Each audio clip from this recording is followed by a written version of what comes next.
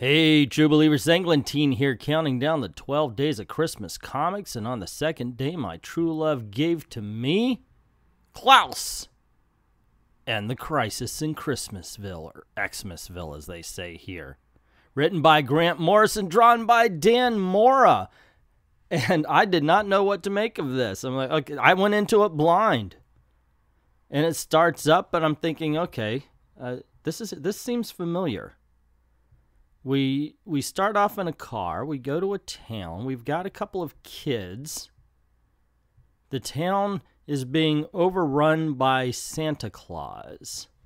What is going on? This does seem like a familiar, not necessarily the story, but the structure seems familiar. And I came to realize, wait a second, these are the villains are from outer. This is Santa Claus Conquers the Martians, but it's done well. You know, no little baby Pia Zadora, which only people from the 80s will know that. She was kind of like a really, really, really bad actress, pop top queen. And, I mean, it's told pretty well. Santa Claus isn't exactly the bowl of jelly that we're used to. He's got a sleigh pulled by wolves, and he's ultra muscular. So they did change that particular thing. And the bad guy is an alien version of him, where he's basically just taller and more muscular and a bit more powerful. Of course, you got to make it. So I was thinking, okay, and I got to admit, I don't know if I read this right, because while I'm reading it, I'm trying to get ahead of it. I'm trying to think, well, what? Where are they going? What are they trying to say? I mean, okay, he's Santa Claus. Is the bad guy supposed to be the Krampus? Krampus? You know, and I was thinking, why? If that's the case, so why make them alien? Are we saying that Santa Claus and the villain are aliens come to Earth? Except, you know, the bad guy keeps saying that, oh, the universe is just a coin. It's like it's flat, and we're the underbelly, and we're going to destroy you. The dialogue really is over the top at times. And let me tell you, I had fun with this book. Even in part, it's the same way as Santa Claus Conquers the Martians. It's not a good movie, but you can watch it and just be thoroughly entertained, especially if you watch it through MSTK3. MSTK? Mystery Science Theater. I don't know why I said TK3. Anyway, but it's that kind of book. It's way out there. I mean, for cripe's sake, the bad guys, the aliens, they're brought in, and the Santa Claus minions are all created by a soda pop company that wants to take over the world. If they were polar bears, it would just be that much more over the top, and I think that was a missed opportunity. That along with the Santa Clauses, they were using polar bears, because both Santa Claus and the polar bears were Christmas mascots of Coca-Cola. And then we meet a more powerful character named Frost. And we're thinking, okay, well, first of all, he's drawn awesome. The visuals in this book are really well done. Except they give this whole big speech about, you know, the good versus evil, blah, blah, blah, yada, yada. And then he's like, okay, and this person's going to go with you instead of the ultra big baddie. And it reminds me of all those revenge kung fu flicks where the guy who got wronged in the first half of the movie was trained by 17 different experts to take on the big bad.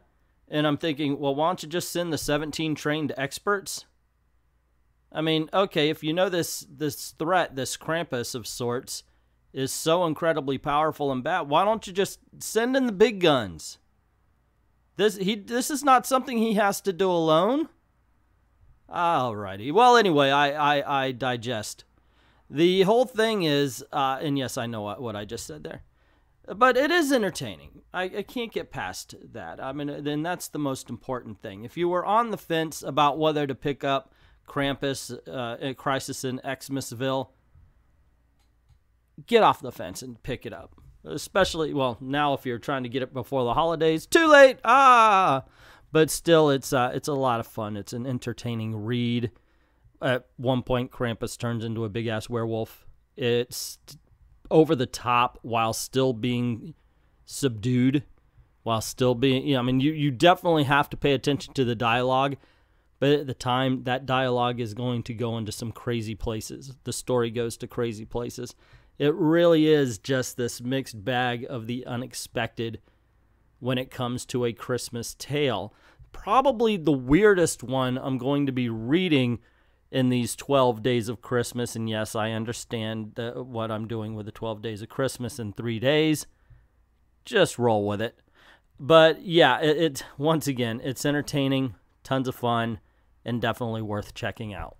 But that's just my opinion. What is yours? How did you like Klaus and the Crisis in Xmasville, written by Grant Morrison, drawn by Dan Mora? Did you just read this and go, holy crap, that was awesome? Or did you read it and go, huh? Let me know in the comments below. Also, like I said, Grant Morrison writing sometimes is awesome, sometimes it's middle of the road, and sometimes I miss a few things. So if you caught something I didn't, let me know in the comments below as well. If you like this video, you want to see more, of course, click like, share to get the word out about the channel, and don't forget to hit that subscribe button if you haven't done it already, and the notification bell so you don't miss anything. If you are subscribed and you came across this channel, hit the notification bell again, because I've found out that a lot of people aren't getting the notifications anymore. Also, this is the way we make our living, so if you don't mind, head on over to Patreon, drop $1 in the till. Help us keep the lights on, helps keep making videos like this for you. I'd like to thank everybody who's already done that, and to everyone, all of the true believers who feel that if you're going to have somebody attacking Santa Claus, my gosh, you better have Lee Majors right next to him fighting. Thank you very, very much for watching. Down in the workshop, all the elves were making toys for the good Gentile girls and the good Gentile boys. When the boss busted in, nearly scared him half to death, had a rifle in his hands and cheap whiskey on his breath. From his beard to his boots, he was covered with ash.